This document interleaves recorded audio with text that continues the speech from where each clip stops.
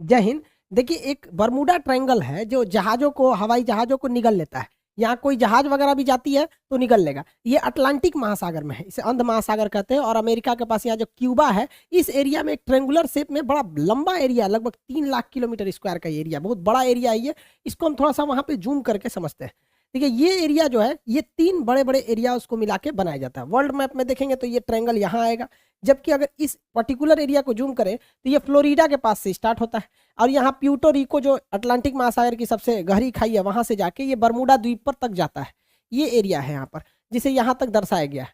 ये लगभग 3 से 4 लाख के एरिया, कहीं कभी कभी ये बड़ा हो जाता है। इसका एक्यूरेट कोई मार्किंग नहीं है कि जो आदमी पूरा एरिया को बता सके। हम तो यहाँ भले ऐसे ट्रायंगल बना दिए, बट समुद्र में ऐसा कोई ट्रायंगल नहीं है।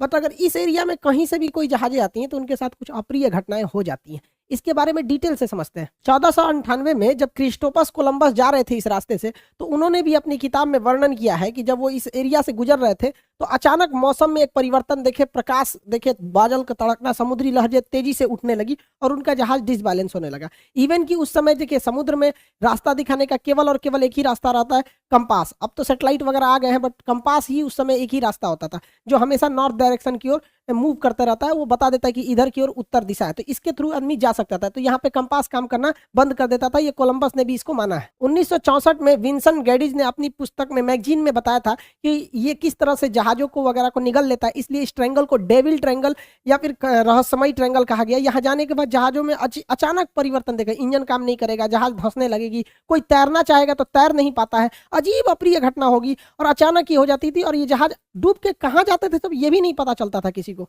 यूं तो यहाँ हजारों घटनाएं हुई हैं। कुछ फेमस घटना देखते हैं। अगस्त 1942 में अमेरिकी नौसेना के जहाज अपने रूटीन एरिया पे थे सब, उन्हें बम्बार्डमेंट करके लौटना था इसी बरमूडा ट्रायंगल के ऊपर से। लेकिन अचानक उनका संपर्क रेडियो स्टेशन से टूट जाता है, उसमें लगे हुए इंस्ट्रूमेंट काम करना छोड़ देते हैं, उनका नेविगेशन सिस्टम पूरी तरह फेल हो जाता है। सब में एक कॉमन समस्या देखी जाती है कि उनका कंपास काम नहीं कर रहा होता और ये जहाज पूरी तरह ध्वस्त हो जाता है। इसको खोजने के लिए 2 दिन बाद रेस्क्यू टीम जाती है। रेस्क्यू टीम का भी पता नहीं चलता है क्योंकि वो भी उसी रास्ते से जा रही होती है जहां से उनका लास्ट लोकेशन ट्रेस किया गया था। रेस्क्यू टीम का भी पता नहीं चल पाता है। उसके बाद ठीक 6 महीने बाद दिसंबर 1942 को फिर अमेरिकी नौसेना का जहाज विमान उड़ान भरता है और फ्लोरिडा से जब उड़ान भरता है और बरमूडा ट्रायंगल से ऊपर जाता है तो ये बमबरसक जहाज भी रडार से गायब हो जाता है। और इसके सामने भी सेम समस्या आती है। पायलट बताता भी है रेडियो सिग्नल पे कि मेरा कंपास काम नहीं कर रहा है, नेविगेशन सिस्टम काम नहीं कर रहा है, मौसम पूरी तरह से खराब है। ये भी ध्वस्त हो जाता है। इसको जब ढूंढने के लिए जो रेस्क्यू टीम जाती है इसके बैकअप में, तो रेस्क्यू टीम का भी आज तक कोई पता नहीं चला कि वो रेस्क्यू टीम कहाँ चली गई। 1970 में एक पायलट यहाँ से लौट के आए थे, नाम था उनका ब्रूइस गर्नन। ये जब लौट के आए थे, इन्होंने बताया था कि वहां पे क्या क्या घटनाएं हुई थी। इन्होंने बताया कि अचानक बरमूडा ट्रायंगल के जब ऊपर से गया तो अचानक मौसम बिगड़ गया और सामने बादलों का एक पूरा धुआं, कोहरा टाइप का छा गया, धुंध हो गया बादलों का, और ऐसे लग रहा था जैसे बादलों की गुफा है। ये इन्हें कुछ दिख नहीं रहा था। इसमें जब प्रवेश किए तो ये खत्म होने का नाम ही नहीं ले रहा था। इसके अंदर मौसम इतना खराब था और इनका रेडियो फ्रीक्वेंसी भी गड़बड़ काम कर रही थी। इलेक्ट्रॉनिक्स वगैरह काम करना छोड़ दिए थे इनके जहाज के, और इनकी जहाज की रफ्तार बहुत ही तेज हो गई थी और रडार पे कोई भी दूसरा रेडियो स्टेशन या एयरपोर्ट अथॉरिटी का कोई भी रडार सिग्नल मैच नहीं कर रहा था। इन्हें कुछ समझ में नहीं आ रहा था। और लेकिन ये जहाज को आगे की ओर ले जा रहे थे।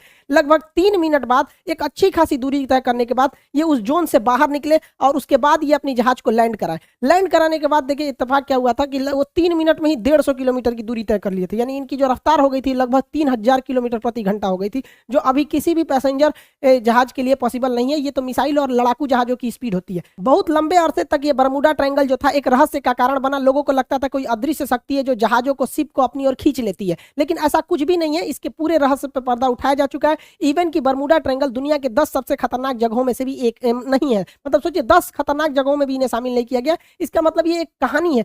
फेमस हो जाता है कोई चीज बहुत ऐसे ही कि जहाजों को निगल जाता है, ये होता है, ऐसा कुछ नहीं होता है। यहाँ कुछ नेचुरल घटनाएं होती है, कोई सुपर नेचुरल नहीं है, जिसका लॉजिक भी अवेलेबल है, सबको हम लोग समझते हैं। जो जहाजों का मलबा गया वो नीचे समुद्र के तल पे। देखिए, यहाँ जो एरिया है बरमूडा का, जो एरिया, इस एरिया के नीचे ज्वालामुखी है सब, और ये ज्वालामुखी विस्फोट करते हैं सब। जब भी ज्वालामुखी विस्फोट होता है तो कुछ जहरीली गैसें निकलती हैं। इसमें मीथेन वगैरह की मात्रा निकलती है। मीथेन गैस वगैरह जब पानी से मिलता है तो उसकी डेंसिटी को एकदम घटा देता है। जब डेंसिटी, समुद्र की डेंसिटी घट जाती है, तो जहाजों को डिजाइन किया गया रहता है समुद्र की डेंसिटी के हिसाब से, उसके घनत्व के हिसाब से, ताकि वो ऊपर तैर सके। डेंसिटी घटने की वजह से अचानक वो नीचे धंसने लगती है, और यही वजह है कि वहां अगर कोई तैरने की भी कोशिश करता है तो नहीं तैर पाता है, क्योंकि उनका घनत्व घट जाता है। जैसे मच्छर जो होता है मिट्टी तेल के ऊपर, पानी के ऊपर तैर रहा होता है, आप एक ढक्कन मिट्टी तेल मिला देंगे ना, या तो वो मिट्टी की तेल से सूंघने से नहीं मरता, उसका घनत्व तो कम हो जाता है और डूब के उसमें मर जाता है। यही घटना यहाँ डूबने के कारण होता है। दूसरा कारण ये है कि बरमूडा के आसपास के एरिया में छोटे छोटे समुद्री पहाड़ हैं सब इस शेप में। जब हवाएं इस पहाड़ से टकराती हैं तो उनमें एक हलचल होने लगता है, जिस हलचल से यहाँ पे एक बवंडर, एक चक्रवात उत्पन्न हो जाता है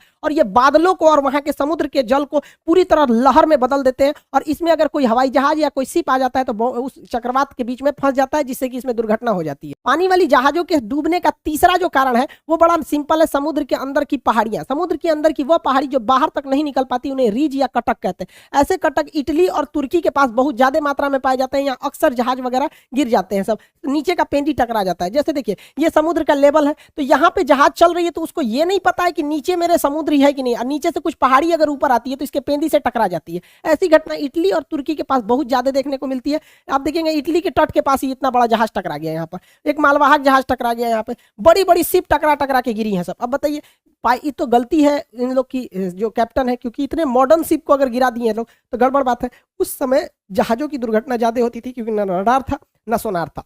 आज के वक्त में पूरी बेहतरीन ढंग से रडार है, सोनार है। आज आराम से बरमूडा ट्रायंगल के ऊपर से जहाजें भी पार हो जाती हैं और शिप भी पार हो जाता है, क्योंकि उनको सोनार उन्हें बता देता है नीचे चट्टान वगैरह नहीं है। लेकिन पहले ये घटनाएं नॉर्मल थी ऐसे हो जाना। हवाई जहाज की दुर्घटना के पीछे सबसे बड़ा जो कारण है वो हेक्सागोनल क्लाउड का है। हेक्सागोनल 6 मतलब फलकों वाला एक क्लाउड होता है, बादल होता है, जिसे सबसे पहले सैटर्न ग्रह के ऊपर देखा गया था। ये बादल जो होते हैं आप देखिए ये 6 सतह वाले बादल होते हैं, इस तरह से हेक्सागोनल शेप में ये बादल पाए जाते हैं। यहाँ ना दिखने में छोटा लग रहा है, ये सैटेलाइट से फोटो लिया गया, जबकि इसका एरिया देखेंगे तो 50 किलोमीटर स्क्वायर का एरिया होता है। सोचिए लगभग एक जिला बराबर इसका इतना बड़ा एरिया होता है, उतने बड़े में ये बादल होते हैं। और इस बादल के अंदर हवाएं इतनी बवंडर के रूप में चलती हैं जिनका स्पीड 250 किलोमीटर प्रति घंटा होता है। यानी इसके अंदर हवाएं इतनी तेज होती हैं कि अगर कोई जहाज इसमें प्रवेश कर जाता है तो जहाज को वो तोड़ सकते हैं। तो हेक्सागोनल क्लाउड की वजह से यहाँ पे जहाजों की दुर्घटना होती है, अगर इस हेक्सागोनल क्लाउड में फंस गया तब।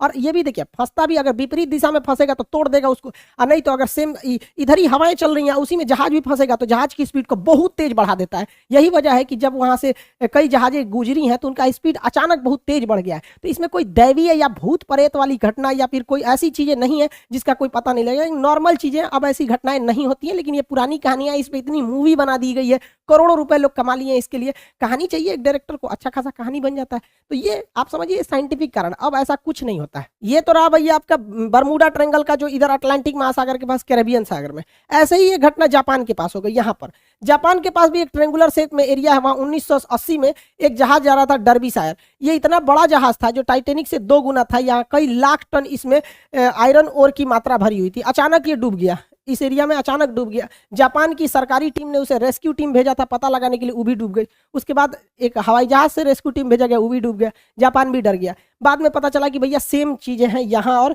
यहाँ दोनों में, तो इसे एशिया का बरमूडा ट्रायंगल कहा जाता था। हालांकि जापान ने इसका नाम दिया था ड्रैगन ट्रायंगल। जापान के जस्ट नीचे था ये ड्रैगन ट्रायंगल नाम था इसका, बरमूडा ट्रायंगल। ऐसा ही एक ट्रायंगल भारत में भी पाया जाता है, उड़ीसा में। उड़ीसा का एक एयर स्ट्रिप है, अंग्रेजों ने बनाया था द्वितीय विश्व युद्ध के समय, जिसका नाम था अमाडा एयर स्ट्रिप। अमाडा एयर स्ट्रिप ये उड़ीसा में स्थित है। यहाँ पे लगभग 150 से 200 अमेरिकी जहाजें यहाँ से आपस में टकरा गई, कुछ गिर गई। और इत्तेफाक देखिए जब भी इनके साथ घटना होती थी, ना कोई वेदर खराब था, ना ही कोई मतलब हेक्सागोनल क्लाउड थे, ना मौसम खराब, ना चक्रवात, ना हवाओं की स्पीड, एकदम नॉर्मल टाइम पे यहाँ जहाजें गिर गई। आपस में आमने सामने जहाजें टकरा जाती थी सब, इतना खराब काम करता था यहाँ पर। हालांकि द्वितीय विश्व युद्ध के समय अमेरिकी जहाजें यहीं पे उड़ान, यहाँ पे लैंड करती थी और जापान पे बम गिराने के लिए यहाँ से भी जाया करती थी। आपको भी पता होगा कि अंडमान निकोबार तक में जापान आ गया था।